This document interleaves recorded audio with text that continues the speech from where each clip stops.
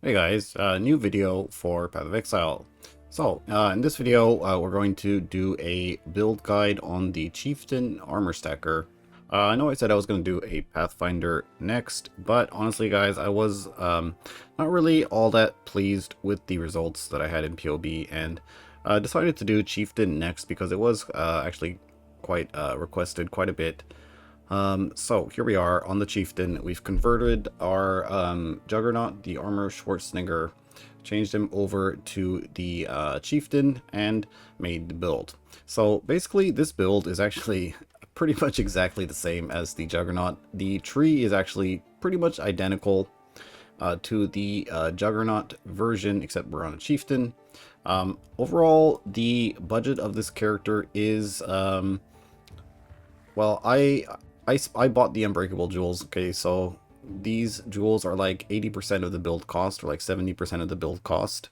So the build ended up being like, what, 300 divines or so, with the majority of it being these jewels. Actually, maybe a bit less, maybe like 250 div. Now, I do set the bar pretty high for what I want the build to be able to accomplish, mainly being a feared encounter in one of the Valdo's maps. I want the build to be able to complete one of those maps. So that's why I'm actually buying these jewels. Now, if you didn't really care about doing Valdo's and all you want to do is like, say, T16 maps, I don't know, maybe like you want to do some harvest or whatever, what have you, right?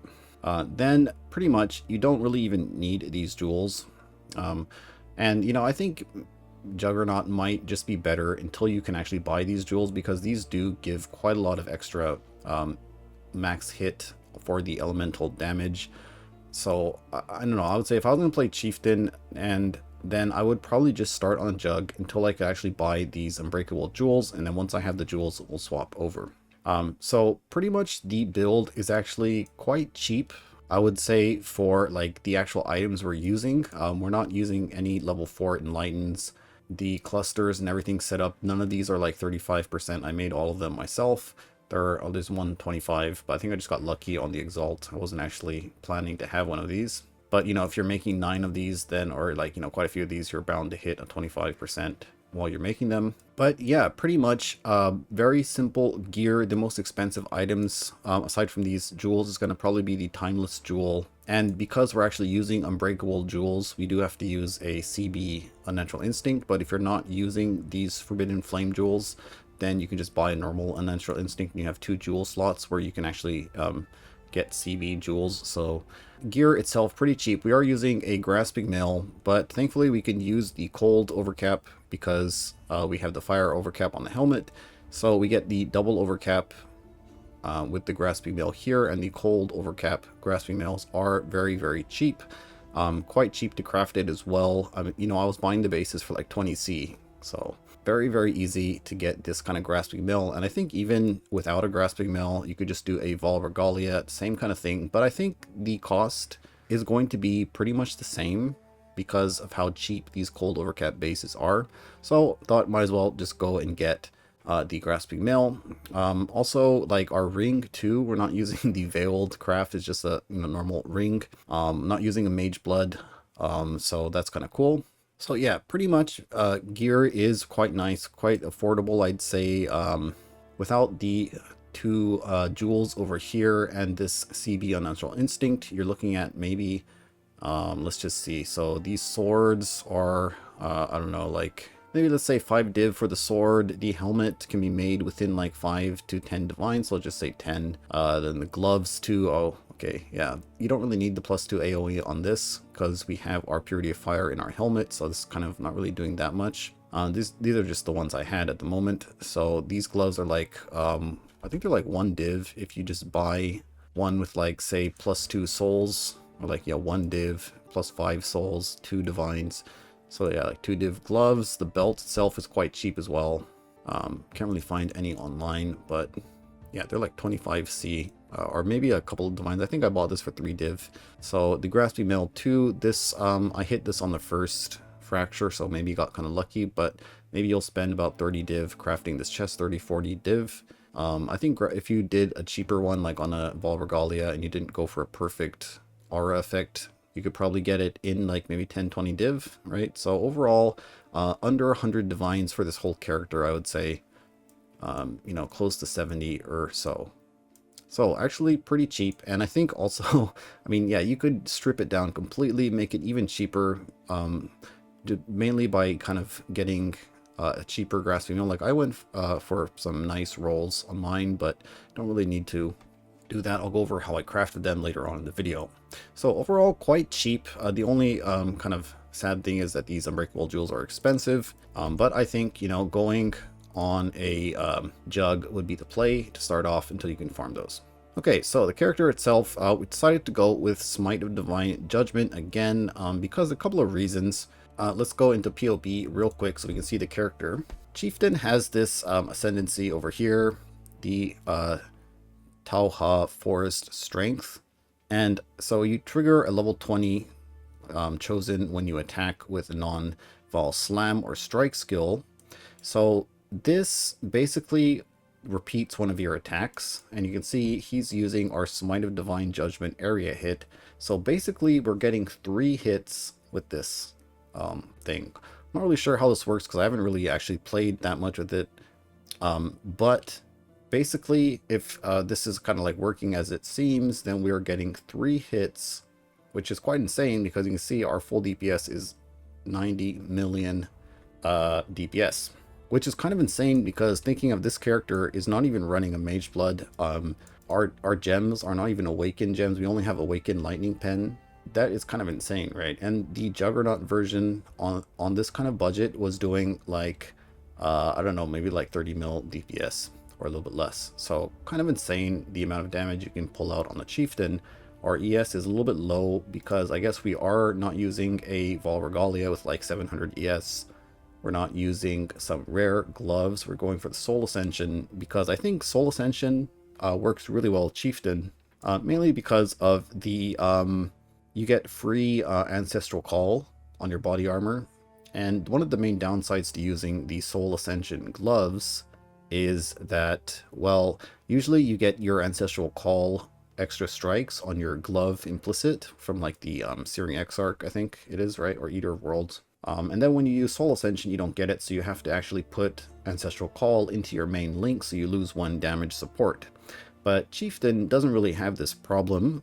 You already get Ancestral Call, so what you can do is you can just basically use the Soul Ascension gloves with no damage penalty from the, you know, what most other classes like Scion or Jug would have, and basically just get these Soul Eater stacks for free. So kind of crazy with that too, some very nice synergy with that. Do lose quite a bit of energy shield. I think if we use our rare gloves, you go up to like 3,300 ES. I mean, not really that big of a difference. All right, so let's take a look at some of these stats. Quite nice overall. 84 Fizz and like, you know, 160, 170 on our Elemental. ES regen, a little bit low, 1,500, but we do have ES on hit, so that's going to be kind of nice. You know, 1.6 million armor, very, very nice. Kind of crazy, this damage, but let's go test it out in game and see what it's like against the Feared. Alright, so I think we'll just show this map off from the beginning so you can see, because we are kind of big and it does look kind of funny. So, Smite of Divine Judgment, using the same thing as we did on the Trickster, and the cool thing with Smite of Divine Judgment is you could see the range this thing has. It is like, oh wait, okay, wait, we got the Feared. So let's kind of focus up. Let's kill Adziri. We don't really have that many Soul Eater stacks, but yeah.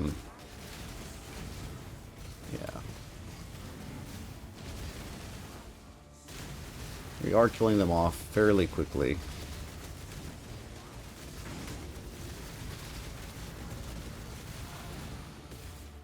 Alright, that's Adziri dead. We're getting our Soul Eater stacks. Yep, we got up to 40, so now we're just kind of like pumping the damage. Let's see with Mr. Elder. Can we go in the beam? Okay, no, not really.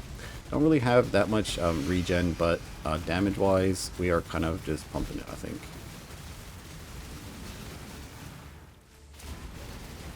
Alright, Ball Smite, and wow, Elder is like just dead. Alright, well that was pretty quick. Let's try one more. Alright, so found the Feared again, so let's go and kill them. We have some reduced movement speed. Okay, it's so hard to see where they are. Okay, there is Shaper, so maybe we can go and kill them off. There we go. Let's use the Vol Haste, Vol skills, try to kill them off. It's hard to see where they are because of the how big we are. Sad thing, I guess, is we don't really have that much, yes, regen, so our, how would you say it? Can't really stay inside the degen for that long. But did we kill him? Where is Atziri? I guess Atziri just kind of died before, you know, while we were killing off the other guys. But yeah, pretty insane. And Smite of Divine Judgment, pretty awesome.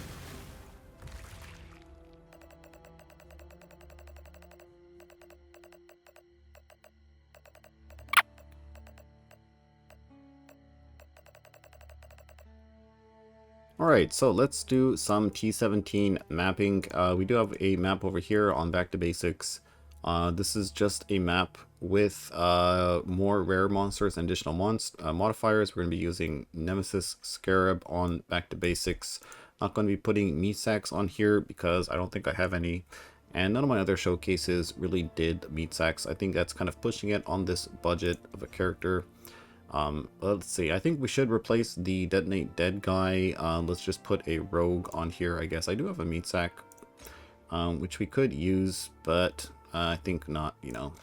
Didn't really do it in the other showcases, so in this one we'll keep it the same. Alright, so using the Headhunter for the mapping part of the showcase, because I think if you're going to be doing Back to Basics farming, holy shit, what is this? I think if you're going to be doing these back to... okay. Oh, this has like the AoE mod. So I think if you're going to be doing like Back to Basics, if you want to be focusing on these tier 17s, then you probably should be using a Headhunter if you don't have a Mage Blood, right?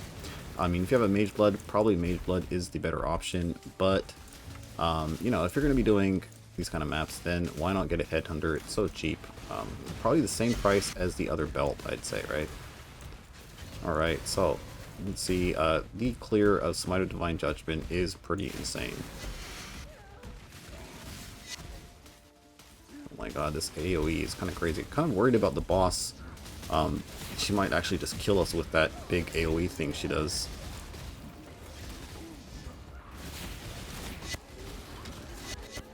Oh no, we got the teleporting buff. Okay.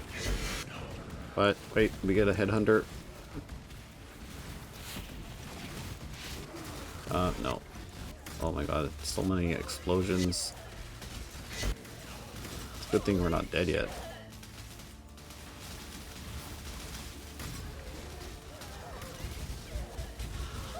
Well, the whole map is just these like ground effects. Okay, these increased AoE Back to Basics are kind of nutty.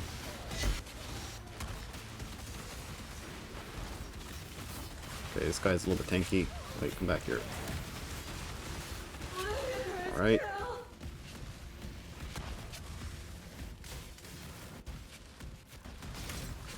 Alright, so, pretty easy on the mapping side, I think. We're pretty much just, blasting it, I'd say.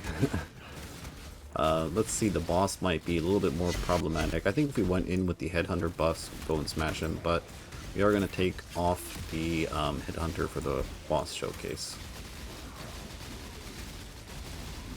Why is this guy so big? Oh, he's got Soul Eater and Enrage. Okay.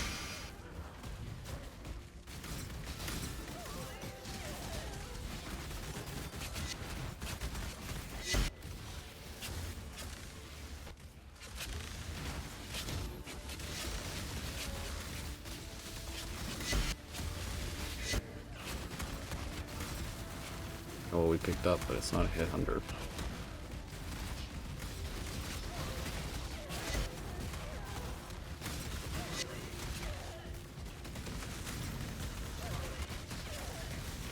I think we're actually running out of mana because we don't have enough mana. I think I might have put too many tattoos on, so it could be a little bit of a problem, but I honestly didn't think we'd be attacking this fast. So you might want to get a little bit more mana reservation, or I have a lot of these like intelligence tattoos for energy shield, so you might want to take a couple of those off, because that does reduce your what do you call it, your mana. Wait, where's the boss? Let's go to the boss, guys. It's actually really fun.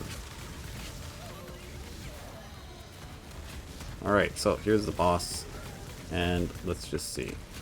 Okay, I wonder how crazy this is going to be with the increased area of effect. I haven't really tried it yet, but let's get rid of all of these buffs, and let's go in. Wish me luck. Probably will die. The big red explosion, I think with Molten Shell we can tank it.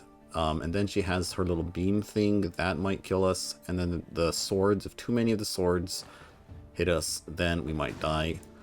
But hopefully we're able to kill her deathless. Doing some pretty nice damage. So this little thing here, okay, with Molten Shell we can tank it. But I probably should have saved the Molten Shell for this thing. Yeah, holy shit. Yeah. I'm not sure if my Molten Shell went off that time, but I'm guessing it didn't. Okay, well, let's go and finish her off. Oh, this is the Scourge guy, so let's go kill him off real quick. Alright, now it's just the last phase, so should not be a problem. We can use our Ball Haste and just kill her off. So, pretty cool Chieftain.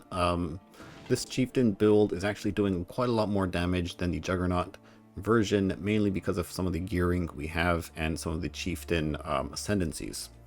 Okay, so let's talk about the Ascendancy. Why Chieftain? And I guess, well, Chieftain does have quite a lot more damage potential than Juggernaut. It also does have some cool synergy for, like, say, maybe if you want to do a Slam Armor Stacker build with Consecrated Path. Chieftain does have some nice synergy for that. Also very nice for Smite and these kind of hard-hitting skills because of the Tauha's Forest Strength thing, because this little guy, when we attack, we spawn this little guy that's going to go and attack with our strike skill, so it's going to hit with Smite. So basically we're getting 3 Smite hits. We get the main melee hit, then our Ancestral Call hits again with the area hit, and then our little clone dude is going to hit one more time. So that's like 3 hits from this very hard-hitting Smite skill. It's doing like 30 million DPS pretty much when we're fully juiced up with the Soul Eater stacks. So, you know, basically 3 of those, which is kind of insane. I guess also, secondly, Chieftain does have some of the best synergy for a double overcap setup. So you can see we have the fire is increased by overcap fire resistance helmet, and we can also use the evasion rating is increased by overcap cold resistance because of the Chieftain Ascendancy somewhere here.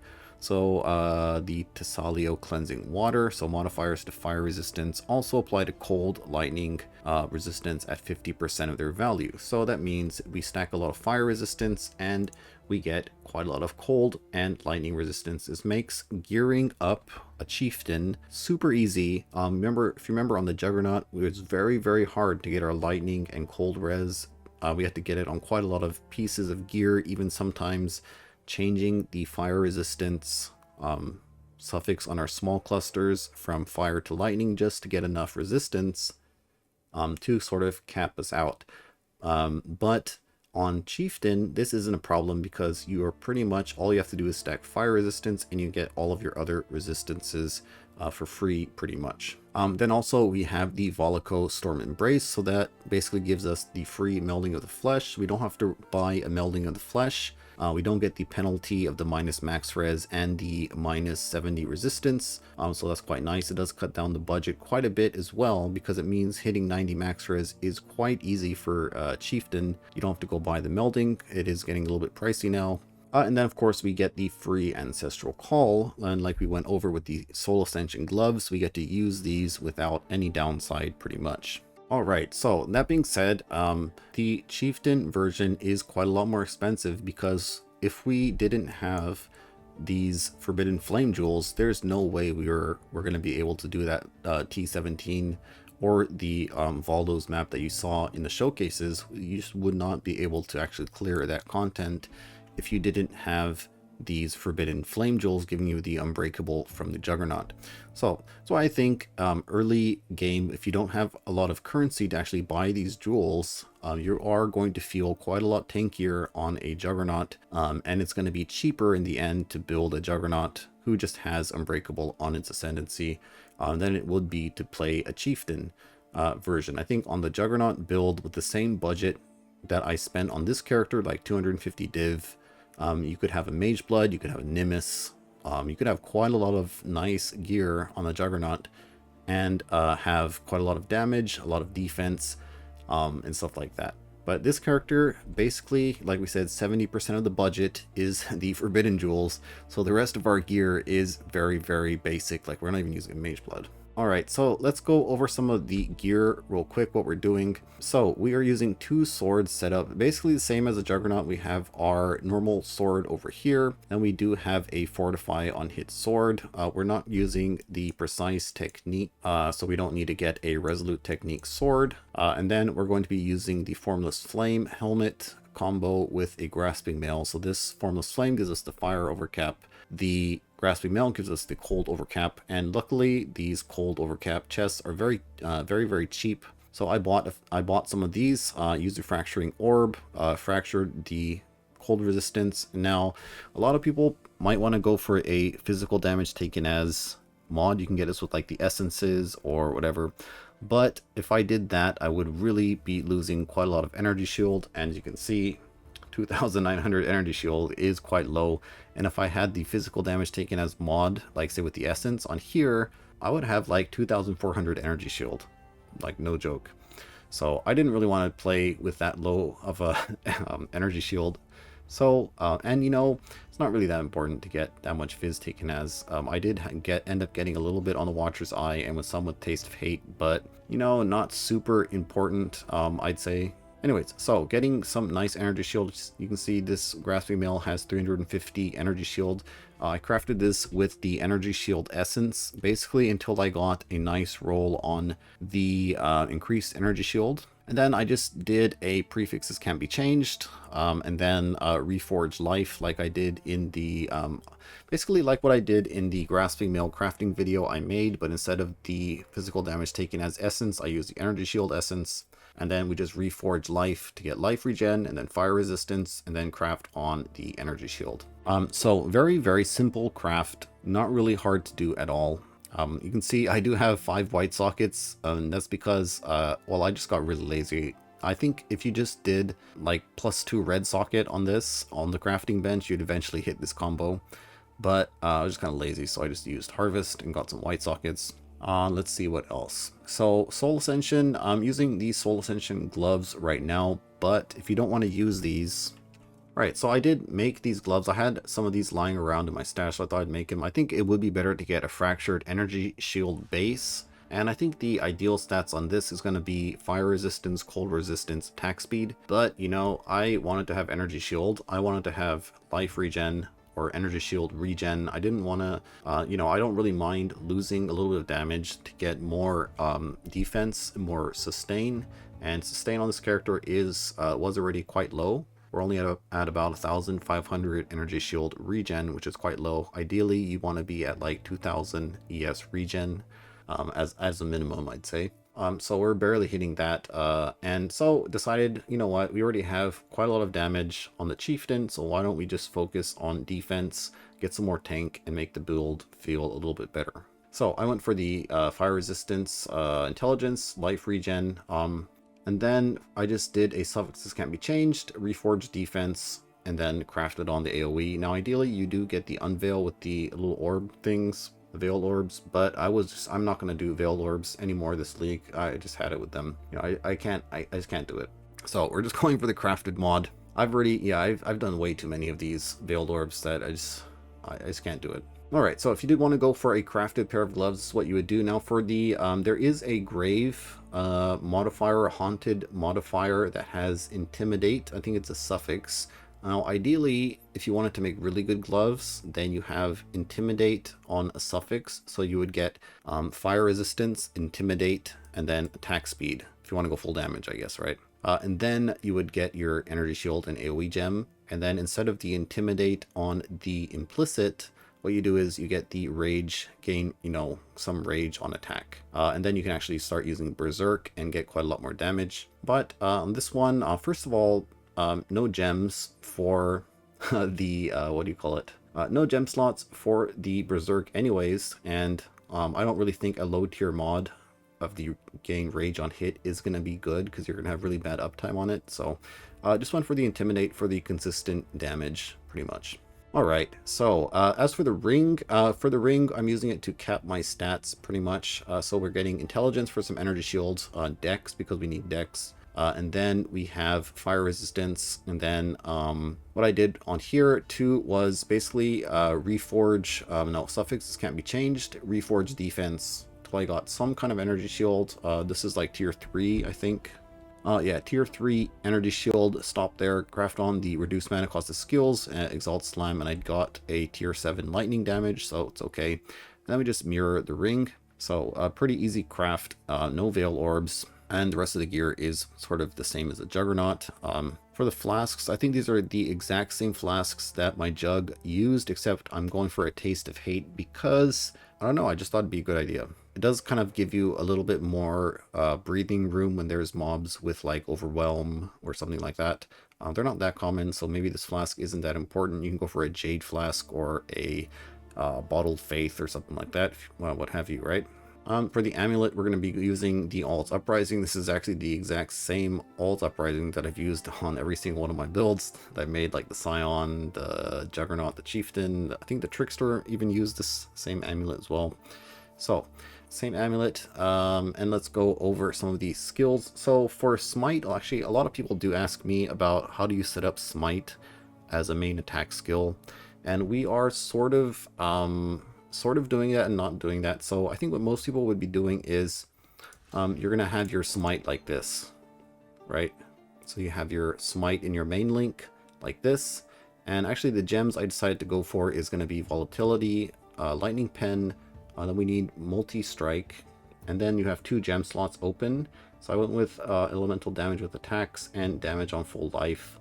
You can go for elemental focus, but our hit damage is actually quite high, so I think we're going to be getting some decent shocks on the build. So I decided to go for the damage on full life instead of the elemental focus and get some shock damage in there. So problem with this is, well, the Smite, the level of Smite that you get is, let's just see, this Smite is level 21. But if we put Smite in our boots, our Smite is level 31. It's getting like 10 levels by being in the boots. So what this allows you to do is you can use Smite in your main link. See, we got our Smite here. And then we can use Smite in the boots whenever we need it for extra damage. The higher level aura gets priority. So if, say I wasn't using Smite of Divine Judgment, I was using normal Smite in my chest, you're be getting your Smite aura normally when you're attacking, and then whenever you need some extra damage, you can just push your Smite in the boots for that extra, more, you know, higher level aura and get some more damage that way. And I guess if you are using Smite of Divine Judgment, the Smite of Divine Judgment doesn't give you the Smite aura like the normal Smite does, so you do actually need to use Smite in the boots anyways, but that's kind of what we're doing. And then I guess since we don't need a Nimbus, we just mirror our ring, and the only other difference between a projectile build and a Smite strike kind of skill build is that instead of using Sniper's Mark, I just like using Poacher's Mark because it gives you like Frenzy on single target, so it's kind of cool.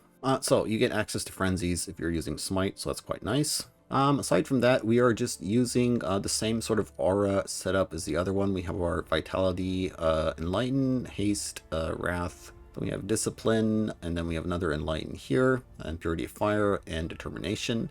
You want to make sure your Purity of Fire is level 23. That's why we have it in the helmet slot, because that's going to be the +2 over here. And then after that, we do need to run, say, Purity of Elements, and we have Precision over here because we do need to cap our accuracy. And then Molten Shell just for the last link here. We have our Grace Aura linked to Inspiration, Empower, and Smite over here. You don't really need level 4 Empower, just the one that I had. I don't actually own any level 3 Empowers anymore, so this is what we're using.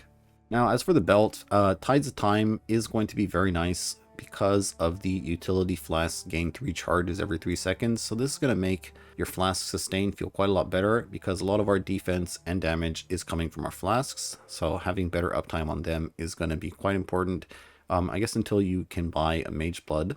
And this also does give your flasks 25% increased effect, which is very, very strong for Armor Stacker. But, you know, for mapping, Headhunter is going to be quite fun. You could see in the T17 showcase, it was pretty crazy, I think. All right, so what about the passive tree? Now, the passive tree, exactly the same as my Juggernaut passive tree, only this time we do need to take Unwavering Stance because we don't get the stun immunity. And then basically, yeah, just we're doing the exact same thing, guys. Probably should get rid of some of these tattoos because you could see that when we were attacking at max speed with the Soul Ascension gloves, I didn't have enough mana sustain. For the clusters, I've gone for some more scintillating idea clusters, which is going to be the 20% increased mana and then damage penetrates lightning resistance. And then we have a Fuel the Fight for the mana leech because we don't have enough mana regen to sustain our attack speed when we have full Soul Eater stacks. And then we have a Insatiable Killer node. This one gives you frenzies when you're mapping, which is quite nice. And then let's see here, we have same one here, scintillating idea. So that's our large clusters, and all the smalls are just introspection jewels with the priority on being fire resistance, and then all elemental resistances or cold res or something else. So that is sort of the setup here for the Timeless Jewel. We're doing the same thing, non-curse aura, reduced mana cost of skills, and then a Unnatural Instinct with corrupted blood immunity. Maybe it might be cheaper to get CB on a small cluster jewel or a large cluster. You can go mass corrupt those and it might be cheaper than doing it on the Unnatural Instinct. And on the Watcher's Eye, I think getting the ES on hit is going to be probably your priority, and then after that, whatever you can. Kind of the same mods you want for the Jug, like you get your Fizz taken as over here, some of it if you want. You could also go for, if you want more damage, you could do attack speed with precision or damage pen with wrath. You can also go for the crit, reduce crit damage determination. That's pretty nice as well. Or the life regeneration or ES regeneration rate while affected by discipline and that kind of stuff. So a lot of mods to choose from. This is the one I had lying around in my stash, so we're using this. This build gets all of its life regen from basically Vitality and this Fire Mastery here. They regenerate 1 life per 1% uncapped fire res. We have quite a lot of fire res, so we get 1,300 when we use our Ruby Flask, goes up to 1,400, and then when we're near a unique or rare enemy, we get another 162. So we're at about 100, 1,500-ish, 1,500, 500 or so. Yes, regen, which is not that bad, but I mean, not the best, right? Alright, so these are the Pantheons, guys. Arakali and Relikesh, same sort of deal. Now, moving forward, how would you upgrade this build? Basically, you're going to be going here. From here, you would pretty much buy the Mage Blood, get the Mage Blood flasks.